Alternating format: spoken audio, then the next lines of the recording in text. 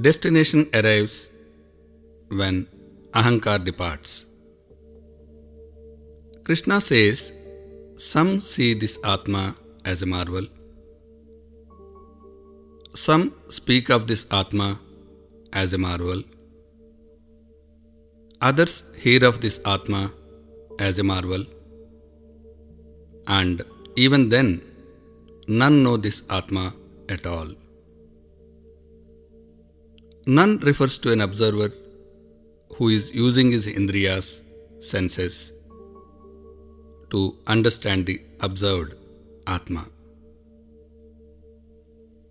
Lord Krishna says that as long as there is a separation between these two, the observer cannot comprehend the Atma. Once a salt doll wanted to explore the ocean, and it set about its journey. Through violent surface waves, it enters the deeper parts of the ocean and slowly starts melting into it. By the time it enters the deepest part, it melts completely and becomes part of the ocean. It can be said that it has become the ocean itself, and the salt doll is no longer a separate entity. Observer, the salt doll, is the observed, the ocean, which is essentially ending the division and bringing the unity.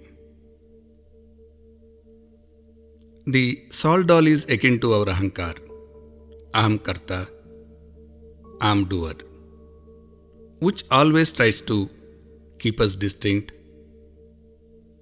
and separate from reality with our possessions, thoughts, and actions.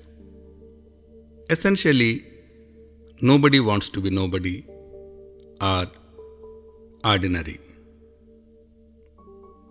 But the journey is of unity and oneness, and that happens only when Ahankar ceases to be, like the salt doll, which means putting everything we own, both things and thoughts, at stake. It is the journey where the destination arrives the moment we cease to be, where I, me, my, and mine remain disposable instruments than identities. At the peaks of polarities of pleasure and pain, we get a glimpse of Nirahankar, free of Ahankar. In these moments of realization, we get the glimpse of what we are, and that it doesn't matter what we know, what we do, and what we have.